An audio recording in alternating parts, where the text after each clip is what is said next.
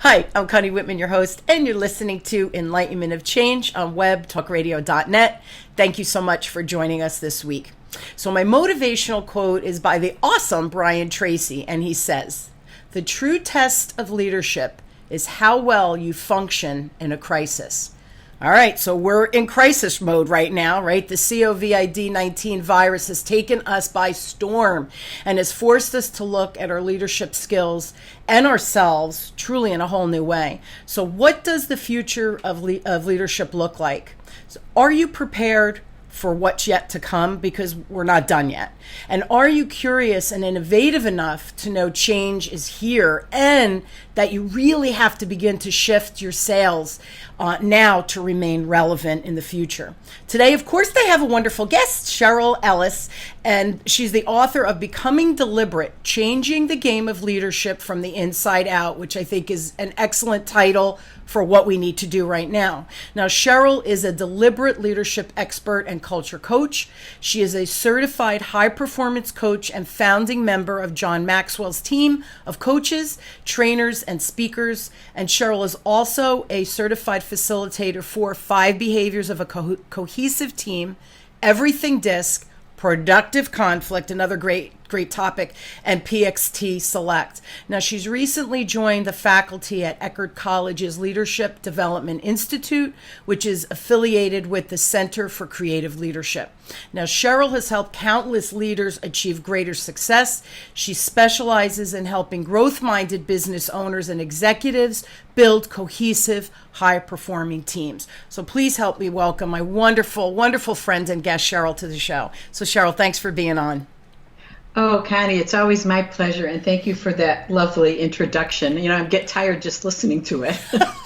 I know, it's so funny. You know, I'm changing things up on my website, and I'm doing a speaker's reel. I hired someone to do that, and she sent the first version to me, and it was really good. She picked some nice clips from the speaking events I've done, and at the end in the email, because, you know, I'm a little bit of a goofball, I put, "Ooh, I'd hire me, you know, LOL." And she's like, "I know, you're really smart." And I'm like, "Okay, thanks." So then you get a little humble, like, all right, I was totally joking around, right?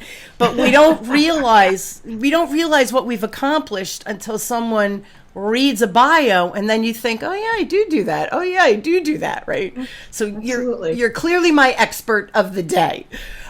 So first question now, Cheryl, I know you want to discuss the future of leadership today, and we truly are in the middle of this global pandemic.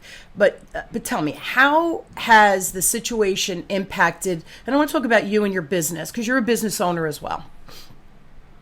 Yeah, you know, it's interesting, Connie, because I've actually been operating largely virtually for a while now, and especially for the past 3 years, because when I moved from New Jersey to Florida, a lot of my clients remained in New Jersey and elsewhere around the world. So I've been doing virtual stuff for a long time. So that hasn't really been that big of an impact for me, because even on my personal life, I work with a trainer by Skype, and I attend yoga class because of my favorite yoga teacher.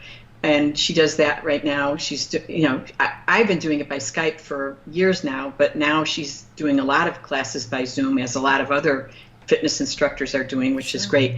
So in that way, it hasn't impacted me. But on the other hand, certainly all the conferences that usually take place in the spring that I participate in one way or the other have been either canceled or gone to a virtual version, if you will. And some of the things that I've had lined up this spring, I need to switch over to virtual. So, you know, there's a lot that's the same for me, but there's also, you know, some new stuff. And I've tried to really take advantage of the new stuff. I was really excited to see, for example, that both Yale and Harvard have put some courses online, and I've signed up for a wonderful class at Yale on the science of well-being, which is a topic I'm, you know, passionately interested in, and that's been great.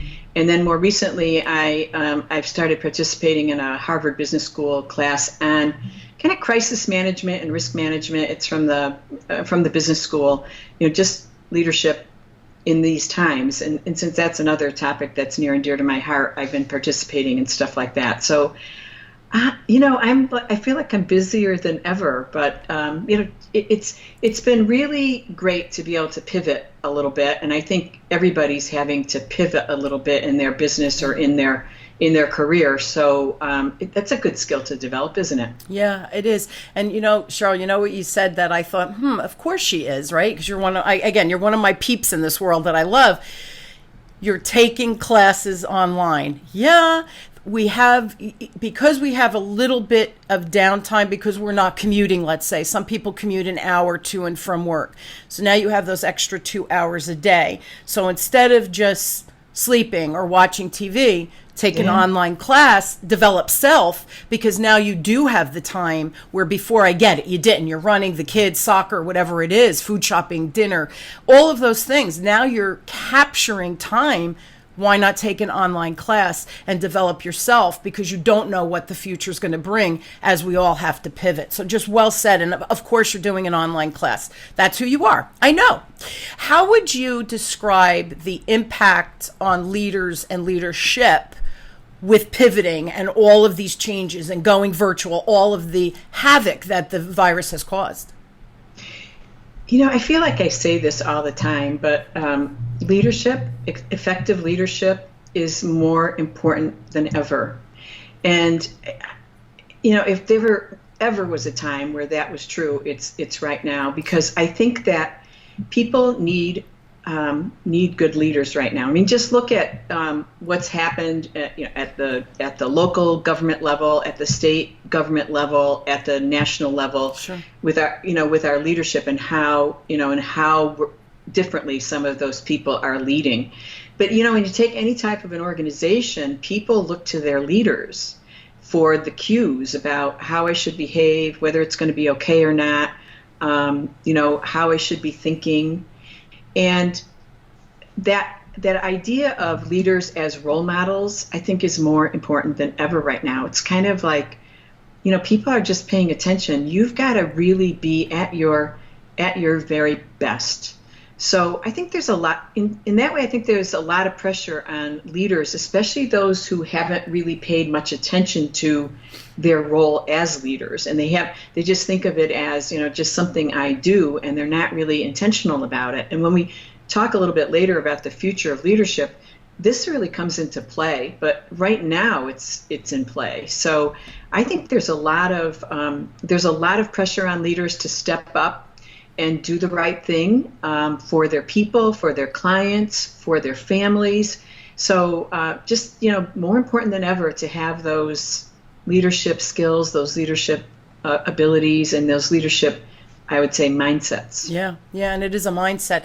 And it's funny because I don't care who you are, globally, everybody is affected by this. No one, it's kind of interesting, excuse me, because it's not socioeconomic, it's not religious, right? It's not political.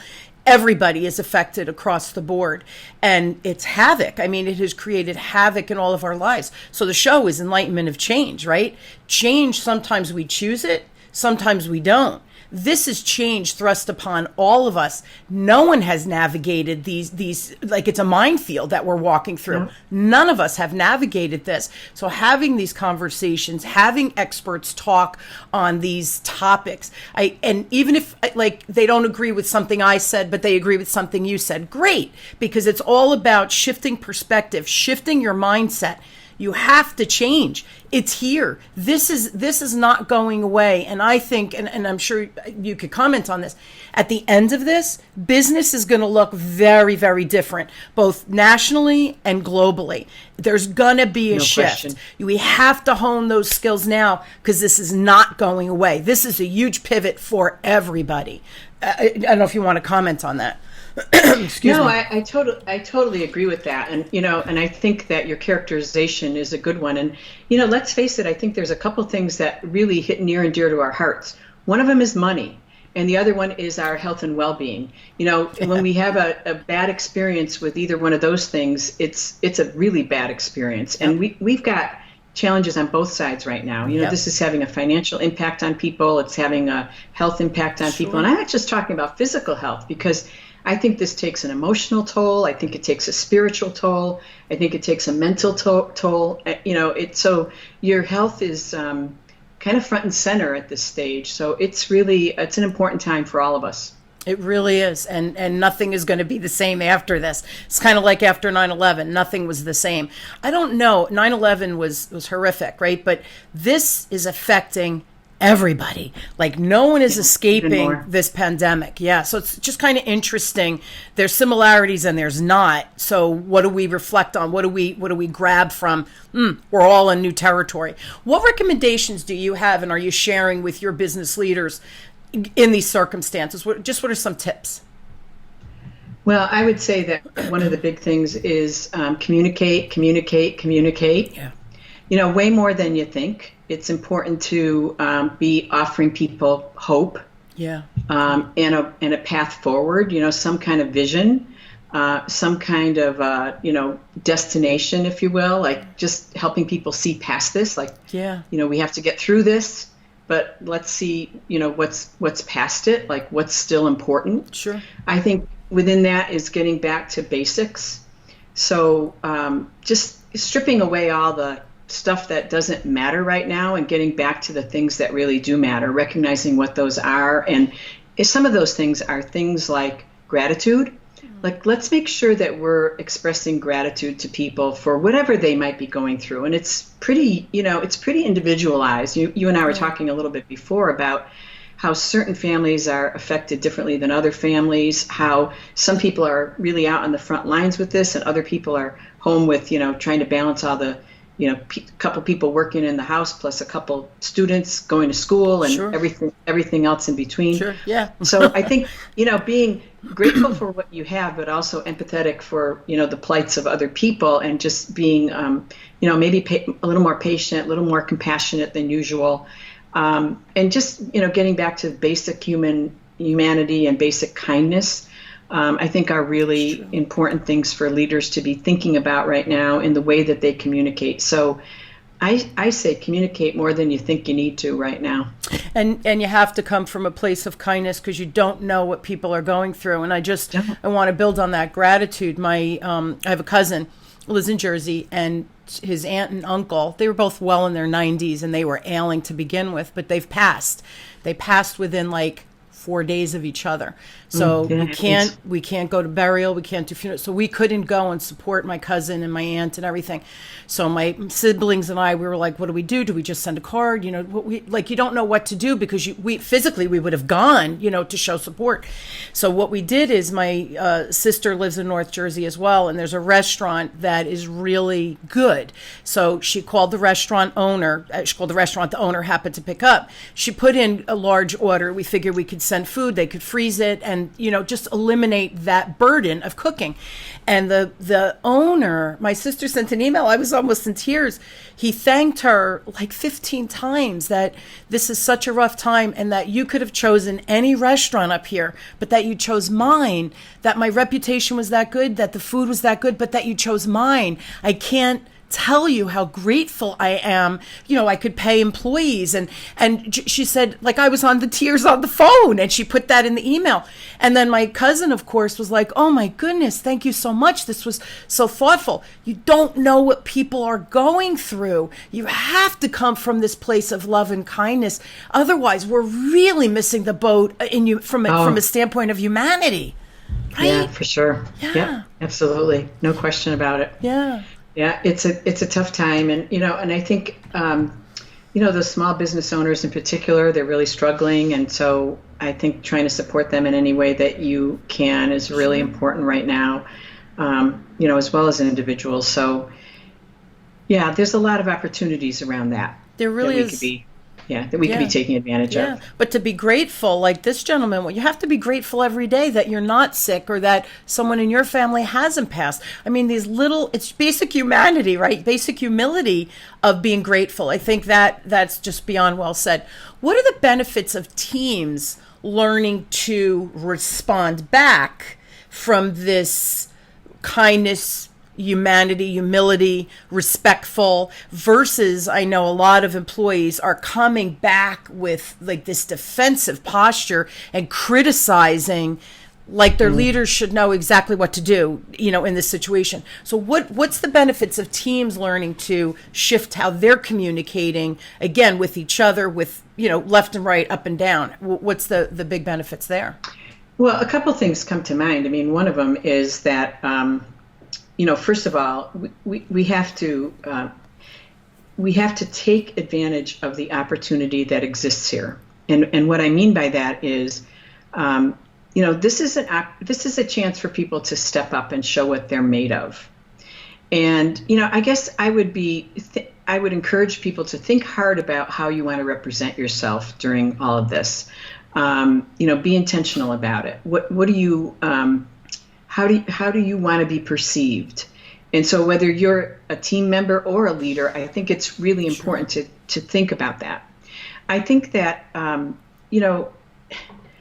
think a little bit of compassion goes both ways. In other words, I may be in charge here, but I don't have all the answers.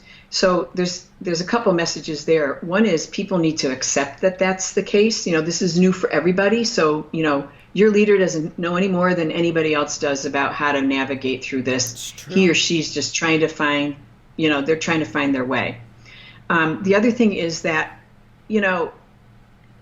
from the leader's perspective, being willing to be vulnerable and say, look, I don't know how this is going to turn out, but I'm trying to, put the best foot forward. I'm trying to be as positive as possible. I'm trying to be focused on where we need to go.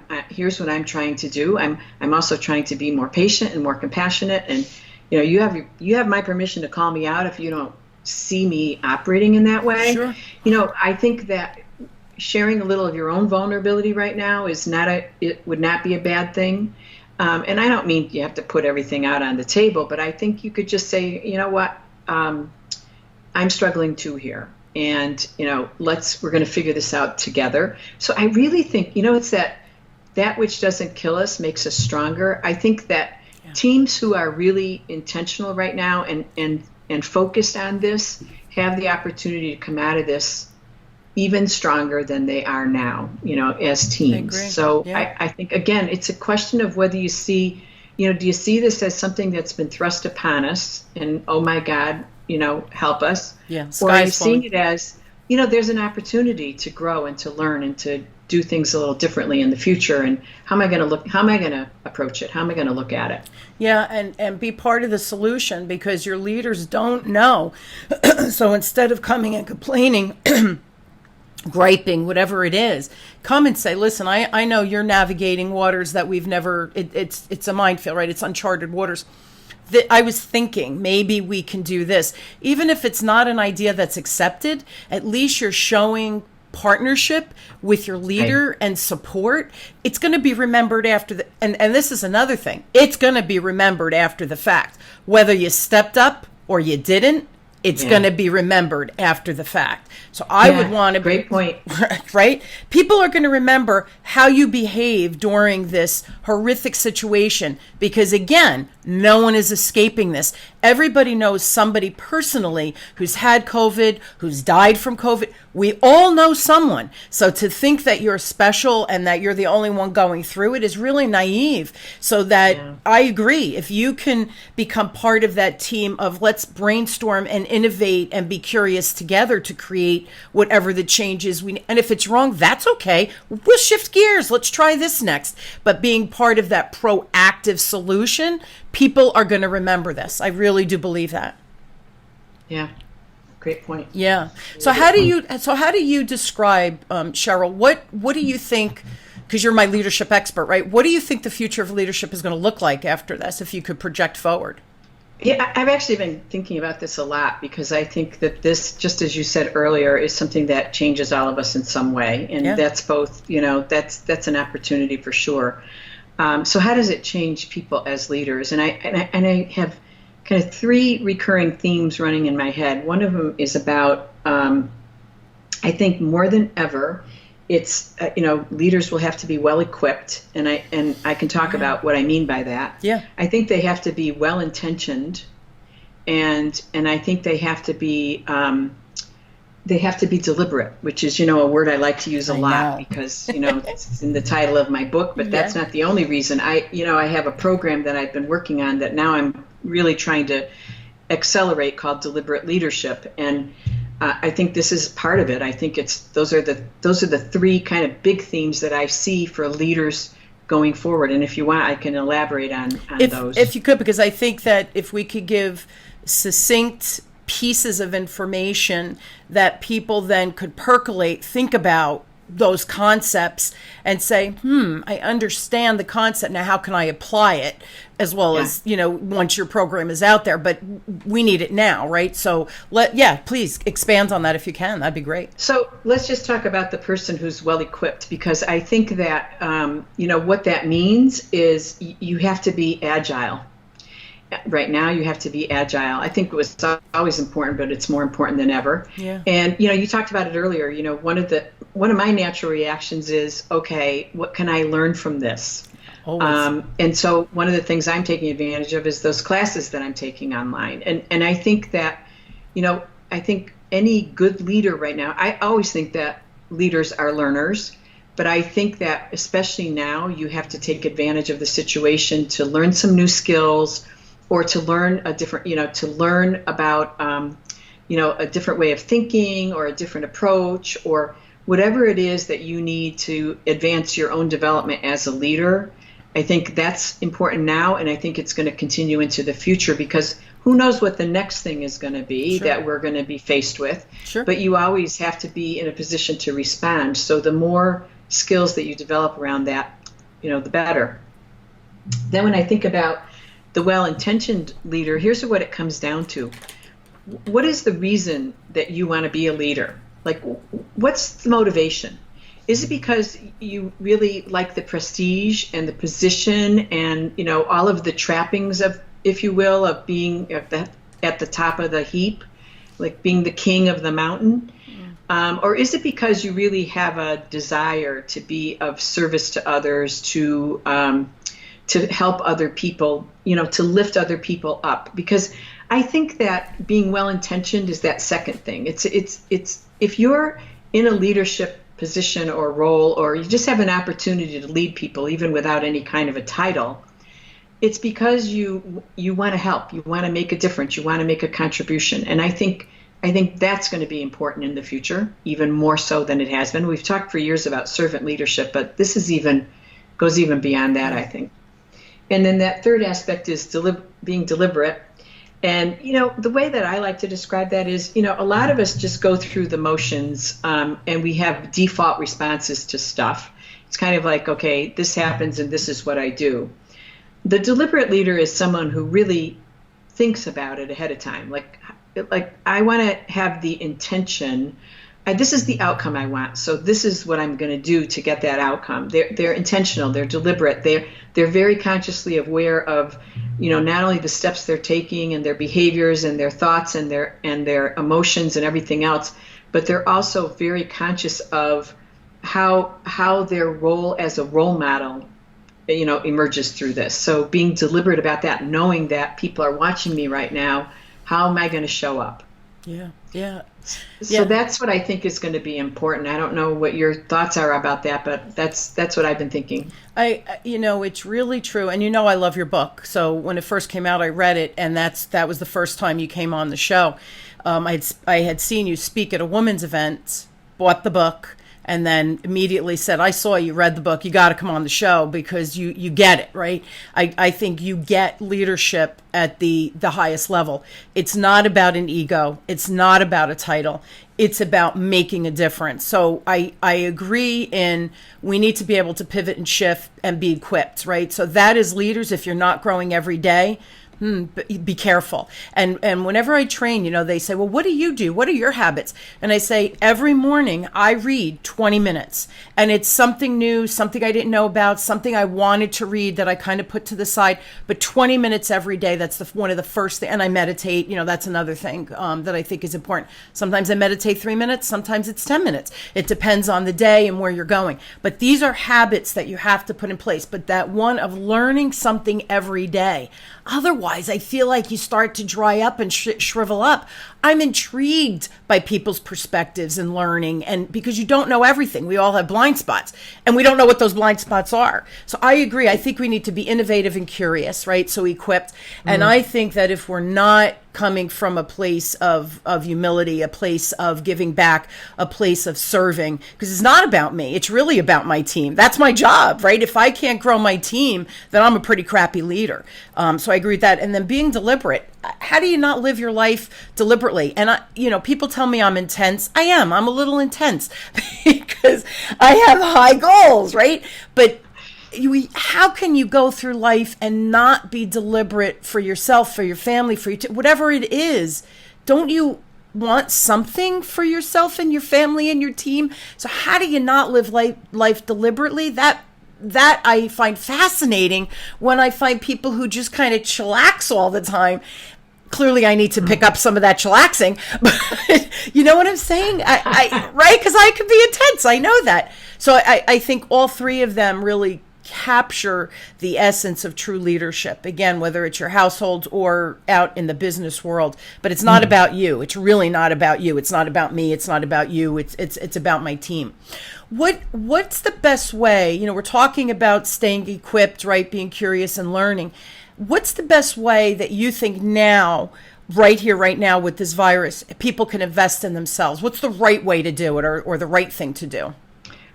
Well, there's so many programs that are available online, certainly, and it can be a little overwhelming. So I think one of the things that I would recommend to people is if you have some trusted providers, people that have done training for your organization in the past, or people that you've heard as speakers, but they also have programs, and that you admire and that you trust, if you will. I would maybe reach out to some of those people for some advice about the best programs, because I know that you're doing this as well, Connie, but I'm fast and furiously taking the things that aren't available online that I provide and switching them over so that I can have some kind of a virtual experience for people. Yeah. It might be different than the classroom experience, but it's still going to keep people kind of in the game. I just think that this is such an important time to invest in your people. I can't imagine why you wouldn't take advantage of the downtime that exists for people. Either they're not commuting, or they have A and B kinds of situations, or all the different creative things that organizations have done to keep going, which is just amazing. Yeah. But part of what needs to happen in that is investing in people. I just think it's more important than ever. I think people need to be equipped to move forward. And so if you want if you want some future leaders in your organization, those people have to you have to invest in those people so that they can be ready for the next step and the step after that. Yeah, and we were talking before. I have one of my clients. We had our conference call because I'm trying to stay and say, because here's the thing, I don't know what people need, so I'm reaching out and saying, how can I help you? I don't know where you are from an organizational standpoint. How can I fill in and help in some way? Sometimes it's a different voice. So one of my clients, she said to me, can you do like a 1-hour little webinar for the top layer management? And, let's talk about leading in chaos and some of the things that we can do, et cetera. And I said, oh my goodness, absolutely. Sometimes it's just a different voice being the voice of reason. And I said, absolutely. And they know me, they respect me. I've been with them for years and years and years. And I said, I'd love to do that. That would be so great. And then in the second breath, she said, I feel like we have A and B, like you described, which I thought was very creative. They're keeping those teams together so that we could control if someone gets it versus where did this all come from, instead of shutting down the whole organization. So I thought that was brilliant from the top executives. So anyway, but when you're on an A and you're not working that day, physically going, and in this case it happens to be a bank where they have to keep the branches open by appointment only, drive-through, etc. So she said they're home, and she said, we have training that they're scheduled for that I was supposed to do, as well as their corporate trainers, and we've stopped. She said, we're paying them. And I said, oh my goodness, what a great opportunity that we could still train them, right? While they're getting paid. People, I think, don't just want to get paid. They want to do it. Yeah. Yes. So we're piloting this little webinar, and then we'll see if we can spearhead that into that more traditional training of concepts that they need to learn. That was in you're a new hire, you have certain curriculum through the organization that you have to go through. We're trying to build that. So by me reaching out and just saying, how can I help? We're talking, we're creating, being part of the solution, I think really matters. And that's why I'm creating all of my stuff I'm going digital with all of my stuff, because entrepreneurs can't afford to bring me in, especially smaller entrepreneurs, to bring me in. It's expensive. So this way they can learn the same content at a greater discounted price. And we could do coaching calls and stuff like that incorporated into it. So we have to shift and pivot. I think it's important, but learning, a different way of doing what we've done has to happen, I think, for us to come out on the other side stronger, better, faster, whatever that is. What's your best advice? We're almost out of time, but what's your best advice for everybody listening to get through this, coming out in a positive place? Because, I always think there's a silver lining. So what is that positive place? And what's the best way what do you think is the best way to support leaders on your team? So if I'm an executive, how do I support my leaders? Yeah. So kind of a jumbled question there. No, but I think I can answer it this way. Look, I think that there is no question that every one of us is going to be profoundly changed by this experience. And we don't even know all the ways yet, but we know that the change is profound. And so whether it's an organization or whether it's a team or whether it's an individual, we're all going to experience some kind of a change. So my best advice is, if you haven't already done this, you need to decide right now. You need to make a decision about how you're going to get through this. And what I mean by that is, how do you want to come out the other side?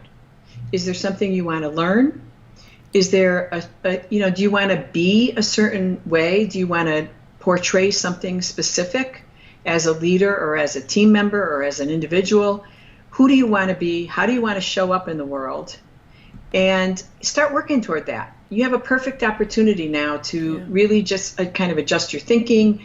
Think about how you want to behave differently. What things you want to learn. So I would say the one thing is to decide. Make a decision about it. Be deliberate about it. Be intentional about it. How do you want to show up? How do you want to get through this? And I think leaders can do that. I think every one of us can do that. I think people can help each other through that by offering some ideas and some solutions and making those solutions virtual. So yeah, I think in that way, I think it's a real opportunity. And every one of us have it, because we're all in the same situation. And I do agree with what you said. At the end of this, there's no way that any one of us could possibly see what that future looks like, because it's never happened before. A year from now, we can look back historically and say, oh, yeah, that made sense how that rolled out. But for us, we could project forward and think to develop those skills now, right, and anticipate that.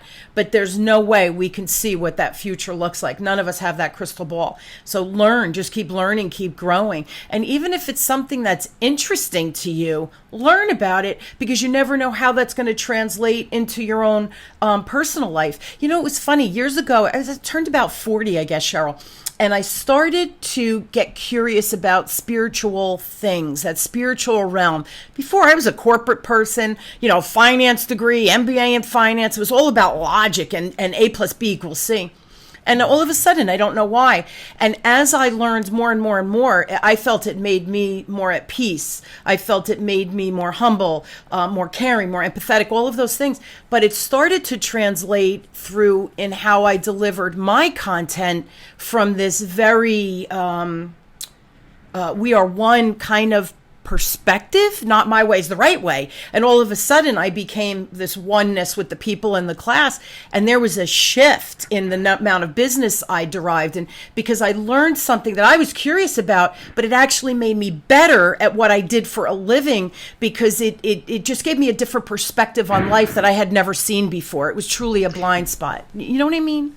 I absolutely do. I think anytime that you can broaden your perspective and just see the world through a broader lens, is a good thing, because it just helps you be more effective on the day-to-day, on the basics. I always said that when I worked in line jobs versus staff jobs, those experiences helped me be a better person on the other side when I made the switch. If I was a line person, I became a better staff person, and my staff experience made me a better line person. And yeah, there's no question that perspective is a wonderful thing. And I said this before, that's really for me the premise of this show, Enlightenment of Change. I feel we all have to be enlightened that we're not perfect and that change, whether we choose it or it's thrust upon us like we're going through now, it's a good thing, no matter where it comes from. But that our capability of listening to the show, listening to the diverse group of people, and I know you follow the show as well, but that the different perspective that people come on, their books, their authors, whatever it is that we're talking about, whatever the topic, if it takes your blinders from here and shifts it just a smidge, that's really the point of the show for my listeners that I hope they get from. You don't have to agree with the perspective, but all of a sudden you're saying, I never even saw that concept or that thought in that light. So again, I just expanded your perspective, which means it's going to expand how you show up in the world. And that really for me is the point of the show. And I think why I love doing the show, because I hope light bulbs go off after people listen to our conversation today, for example, For sure. Yeah. So a couple of things, Cheryl. I know, and I will put the free link, but Cheryl's inviting you all to one of her free webinars on 6 secrets of the world's most successful people. Correct, Cheryl? And it's a bit.ly, a short link, guys. So I will post it on the Web Talk Radio Enlightenment of Change platform for you guys, and I'll backlink it so you could find it. Additionally, I highly recommend you check out Cheryl's website, which is Ellis Business Enterprises plural.com. I will also post that. And if you have a question based on our conversation or some of the cool things that Cheryl's doing out there, please go to her. You can email her directly at Cheryl@ellisbusinessenterprises.com. So did I cover everything? You're good. Go ahead. There was one other free thing I think you wanted to offer. Yeah, I just want to mention that if people go to my website, which by the way is in the process of shifting to a new platform, and it'll actually have a new name, but if they go to Ellis Business Enterprises, they'll be sent to that new place. And there's one of the things I've been working on is putting some more free stuff there. So just check it out in the next month or so, and there's going to be more free stuff. So we talked about that one webinar. There's going to be at least one other webinar that I'm close to finishing, and some other resources for people. So I'd love to have your listeners take advantage of that. Yeah, it's so funny. We really are two peas in a pod. I'm just changing my website, all of my digital stuff. I'm rebranding. And I have a resource page on my website. I never did. And that always bothered me because I like to help people, right? And everybody can't afford to hire me, and I understand that. So I have a resource page, and I'm starting to create blueprints and ideas and job aids and different things that people can use in the realm of sales. So yeah, we're two peas in a pod, Cheryl. It just cracks me up how we live these parallel lives. We do. It's very interesting. Guys, if you need to reach me, feel free to email me directly, Connie@whitmanassociates.com. Check out my website. I'm posting new resources up there every day. We're really pulling it together now. My blog, everything. So I'm doing a lot of free stuff as well, like Cheryl. Go to my website, whitmanassociates.com. That has not changed, just rebranded. And again, that resource page, check it out. Some good stuff in there for you. Additionally, on that page is going to be our free communication style assessment. Gives you an idea of how you show up. You get a little report, shows you your strengths and your blind spots just from that communication perspective. So that'll be on that platform as well. So check it out. Cheryl, as always, thank you so much. A truly inspiring conversation. You're always very thought-provoking and deliberate. Another thing, a lot of you now have a little bit of downtime. I really do recommend reading Cheryl's book, Becoming Deliberate, Changing the Game of Leadership from the Inside Out. And if ever, now is the time we really have to change from the inside out, I think, right? For sure. Well, and Connie, as always, I so enjoy our time together. It just flies by, and it's always interesting. I never know exactly what direction it's going to go in, but it's always fun and interesting. And I just want to say, keep up the great work that you're doing. Thank you. Because I know that I've just seen your business and your practice evolve over the years, and it's just really gratifying to see that. So good for you. Keep it up. Yeah, and I love what I do. It's hard to stop, which could be a bad thing too. Again, the intensity, right? I need to chillax. Thanks again, Cheryl. Always a pleasure. You guys, I hope you will join me weekly as we question, build, and discover together that this thing we call change, it's really, really easier to navigate than you often think. And again, like I said before, I hope the tools that my guests and I bring to the table help you change your perspective and make navigating the change, whatever it is you're going through, just a smidge easier than I feel like I've done my job in helping you out. Change, it's not a bad thing. Thank you all for joining me. Thank you, Cheryl, my wonderful, wonderful guest. You've been listening to Enlightenment of Change with me, your host, Connie Whitman, on webtalkradio.net. And I do wish everyone an inspired week of whatever that change is for you. Please, please stay healthy, stay safe, and stay inside. Let's flatten that curve, guys. Thanks, everybody.